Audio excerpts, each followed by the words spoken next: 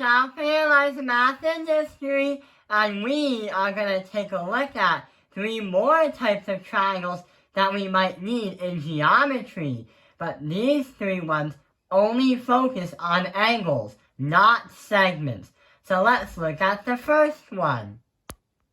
So the first one is called an obtuse triangle, and it means a triangle with one obtuse angle.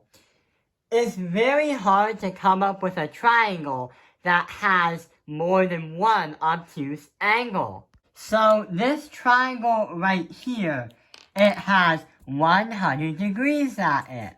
These other ones could be acute angles, so ones that are less than 90 degrees, but they all must equal 180 degrees.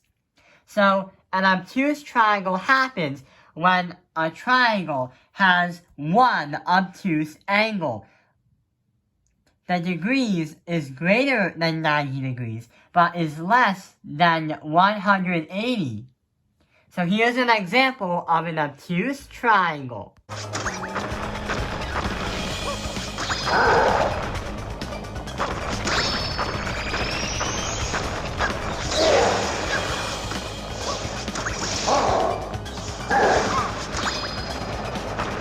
Okay, we have understand an obtuse triangle. Now, let's understand and learn about the right way to look at the right angle, or a right triangle. So this one is a common triangle you probably heard of. It happens when there is a 90-degree angle, or another way of saying it, aka right angles. Right angles can be proven by using the Pythagorean theorem. Here's an example. If I add 6 right here, and I put 7 right there. If I do a squared plus b squared equals c squared, and if I do 6 squared plus 7 squared equals c squared, 36 plus 49 is going to equal 85, but we're trying to find the square root of 85. We're going to understand how to find the square root of a number that doesn't seem so square and fair in terms of it's not a perfect square root. So if you find the square root of 85, then you will get the length from here to here, or the hypotenuse. If length squared plus length squared equals hypotenuse squared, you can understand and say that this is rightly a right triangle. Here's the example. But it's so hot. Look, you're not allowed to change heads, alright? Now drop it. Get in my...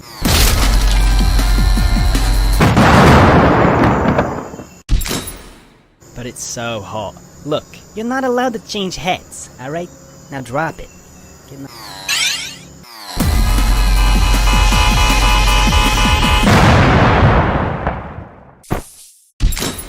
So we have correctly and we have rightly understand a right angle triangle, or a right triangle. Now let's try to look at the acute triangle.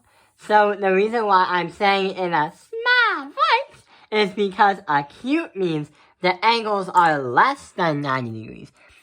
So it has to be less than 90 degrees. So technically, what it's saying is a triangle with at least one acute angle.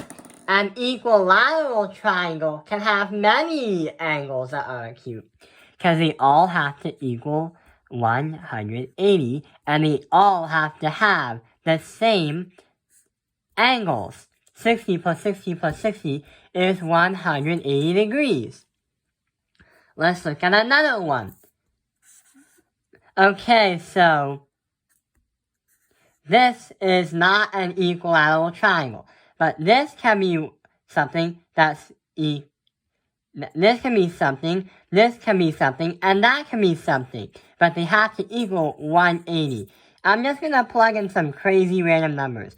70, Then I'm going to use 60 and 50. Those are all acute, but still can equal 180 degrees. So that is an acute triangle. And not only we understand the basics, but we also understand the types of triangles. But these 3 different triangles focus on the angles, not the segments. I hope this video has helped you understand the types of triangles. Thank you for watching Topping Your Life's Math Industry. Like and subscribe.